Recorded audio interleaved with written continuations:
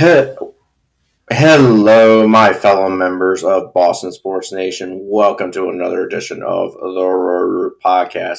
This is episode 21, January the 22nd of 2026. I'm your host, Tom O'Shea. All right.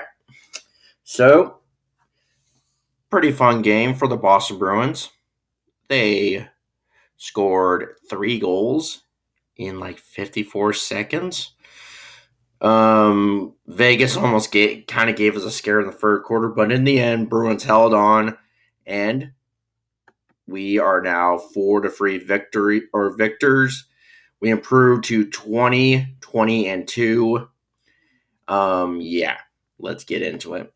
All right. So scoring summary. So first period, Charlie McAvoy gets the game going with 12 minutes or 9 minutes and 12 seconds into the period on a goal power play assisted by David Pastrnak's 41st assist, and Morgan Geekie is 18th of the season. And this is by the way, Charlie McAvoy's fourth goal of the season. All right.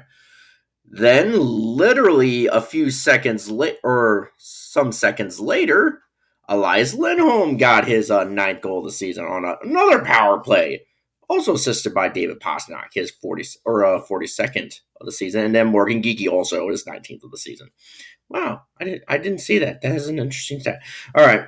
And then a few seconds also later, 10 minutes and 6 seconds into the first period, Tanner Jeannot got his 5th goal of the season, assisted by Sean Corrali, his 11th of the season. 3-0. That is what score is after one period. And then in the second period, 7 minutes and 25 seconds into that period, David Pastrnak got his 21st goal of the season, assisted by Nikita Zadorov, his 16th assist, and Elias Lindholm, his 26th assist of the season. 4-0 Bruins. And that would stay that way until at the end of the second period. Then the third period comes, 31 seconds into that third period. Jack Eichel gets a goal to make it 4-1 Bruins. And then Tomas Hertl gets a goal 3 minutes and 1 second into the third period. 4-2 Bruins. And then it's 4-3, 1-goal lead as Pavlo Dvoriev gets his 21st goal of the season, 17 seconds and 25 seconds, or 17 minutes and 25 seconds into the period. But thankfully, they did add an extra man and got the empty net, or removed the goalie for the empty netter, but we held on. We didn't get an empty net goal. No. Yep. And we ended up winning 4-3. That's where your final score would stand. All right. So did they have the stats? My phone's on the charger, so we really can't go over too much of the stats. All right. Shots on goal. Vegas won that one 33-28, and then penalty minutes. We had more penalty minutes, 15 to their 13.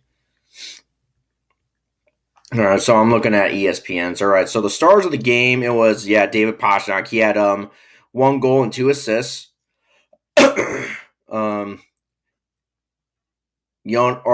Kupasala got the win 30 saves, so nice. Charlie McAvoy also got a goal, so he gets a star for this one. Nice. He almost got injured again. Literally 30 or so seconds left in the game on that legit kind of like extra man advantage and stuff like that for Vegas. So Eichel almost tried to make a shot, and then McAvoy blocked it, but he kind of fell over, and that kind of like tweaks of that. Hopefully he's all right. We don't need him going back down again. No. Yeah. But yeah. So a pretty good game. Almost was scary. Yeah. That's scary in the third period when they almost came back. You know what the interesting thing is? Scoring 3 goals in 54 seconds. Yeah, that's pretty interesting. Yeah, that was kind of what happened with the 3 goals in the first period. So, interesting stat. They were under a minute, 54 seconds apart from each other. That is just interesting. Just be up 3-0. Yeah, that's neat. Let's also talk about another thing too. Mark Casella cannot fight. There have been times that he tried fighting in Dallas and he got beat up, and then he tried fighting again tonight and he got beat up. Yeah. Can we get some? Can we get Nikita Sidorov to fight? I mean, usually that's why we brought him over here. Yeah, he's a big bad Russian. Yeah, he's a big bad Russian. Yeah, literally, and he can fight. He does the fighting in the hit. Yeah, let's have Nikita Sidorov. Can we elect somebody to go? I'm about to say, yeah. Let's have Mark Kaselik. He cannot fight. He has been getting beat up in some of these fights with yeah. He's already down on the ice already. All right. So, as I said, this makes us 29, 20, and 2. So 29 wins, 20 losses, and 2 OT losses. And that gives us 60 points for the season. Let me load up the standings. Here we go. All right. So this puts us, after all that, puts us 1, 2, 5th place still in the Eastern Conference, or in the Atlantic Division of the Eastern Conference. What does that put us in the conference or playoff standings? Wild card here. That, come on, load. All right. That we are still holding that second wild card seed or 8th seed, if you want to be technical on it. We're behind the Buffalo Sabres right now, who have like a point on us in the standings. But we are right in front of Toronto. They have 3 points, I have 57 points, so 3 points up behind us. Sorry. All right. So that is it for that game. So pretty good win. So nice. Yeah. You saw some interesting stuff. Yeah. All right. That is not what I wanted to do. Hold on.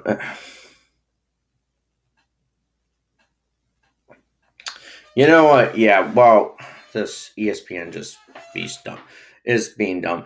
Anywho, and I kind of want to try to get this episode done. Yeah, I kind of want to make this quick. So Saturday will be the next game. Will be at home against the Montreal Canadiens. Yep. So it's a rivalry weekend on Saturday night. So okay, or whatever time it is. I mean, we'll talk about that probably tomorrow night when we do like look ahead and stuff like that. All right. Before we wrap it up, let's talk about the Patriots have some nominees. So the Associated Press announced today, and they will announce the winners on February the 5th. So for certain awards like Offensive Player, MVP, Coach of the Year, Assistant Coach of the Year, Comeback Player of the Year, Defensive Rookie of the Year, Offensive Rookie of the Year. Yeah. All right. And we got 5 Patriots who are nominees of that award. So MVP, Drake May. Coach of the Year, Mike Vrabel is a nominee. Assistant Coach of the Year, Josh McDaniels, our offensive coordinator. All right, Comeback Player of the Year, wide receiver, Stephon Diggs. Nice. Defensive player, no. Offensive Player of the Year, Drake May. Nice. And then Offensive Rookie of the Year, running back, Travion Henderson. Nice. So nice. So well deserved for these guys. I mean, seriously, even Drake May, I mean, Stephon Diggs. I mean, for a dude that was maybe be okay, so he might get some reps and stuff like that. I'm not sure what effect he'll be. He kind of has a pretty good effect for this season so far, offensively, and that is a well deserved award. So nice for him. Trayvon Henderson, I do like that too. Offensive Rookie of the Year. I do agree with that one. Mike Vrabel, definitely, yes. He literally took a team that was legitimately from worst to first, and we were literally 1 win away to go in the Super Bowl. And Drake May, I mean, seriously, our MVP, just the basically captain man in the ship. So yeah. And his wife makes good cookies. Yep. I mean that is true. That is true. I'm not making that up. She really has a cooking show, and yeah, that's just Yeah. She did a big miss. Yes. Yes. And Will Campbell had to give a review on one of those. Our offensive. Yeah. I'm surprised he didn't. Yeah. I don't know. Yeah. Yeah. Lineman, maybe offensive lineman of the year. Come on, Associated Press, put it out there. All right. Anywho, so there is like Red Sox news, but yeah, another pitcher that we were probably targeting for a trade. Now you can cross him off the list now. Mackenzie Gore, he's going to the Texas Rangers. Ugh, yuck. I didn't look at the trade. I just saw that. Well, all right. Well, pivot now to Cole Reagans and Joe Ryan. If the Twins just give him up, seriously, just surrender him over, you idiots. You're not. Yeah, really. He wants to pitch in Boston. Yeah, him and Garrett Crochet. Yeah. Anywho, yeah, we know they'll be tough. They'll be, yeah, just golly. All right. But I heard some trades. I mean, yeah, heard some stuff going on, at least for an infielder. That we are talking about infield trades, like maybe Nico Horner, maybe. I heard something about that. Isaac Paredes, I mean, yeah, I heard some stuff, but nothing's really like on the verge yet. I think Alex Baum of the Phillies got mentioned a few times too, but yeah. But yeah, all right. Nothing else. All right. So tomorrow, the Celtics do play. It looks like they're on the road against the Brooklyn Nets at the Barclays Center. I'm gonna check what time it is. I think that's the only Boston team playing tomorrow. Let us. Noston. All right. Well, I feel like I'm in a hurry, so that's why I put a B instead of or put an N instead of a B. All right, Boston. All right, yeah, here we are. So 6:30 tomorrow, 7:30 Eastern time, whatever time zone you live in. Yeah, just check what time it is and tune in. All right. Yeah, so it's a back-to-back too. The Nets and the Bulls. We got to go to Brooklyn and then we got to go to Chicago. Huh. 9 o'clock is what? Why are we playing a game at 9 o'clock on the Eastern on the Central Time Zone? What? No way. That cannot be the exact time. What? 9 p.m.? That is a late game. That's more a West Coast game. All right, well, don't jump ahead too quick. Yeah, we'll talk about that maybe tomorrow night's episode. All right. Well, we're gonna call it a night. Yeah. So, kind of want to get ready for work, even though nobody's gonna be at work tomorrow. At least staff members and kids. Us custodians still gotta come in. Yep. So we have an extreme cold advisory tomorrow, which basically just puts which basically gives everybody a snow. Well, technically an e-learning day tomorrow. They'll just have to learn from home. Yeah, they can't come in. It will be too cold outside. Yeah. Yeah. All right. So let's call it a night. All right. See you guys tomorrow. All right. Bye, Yana.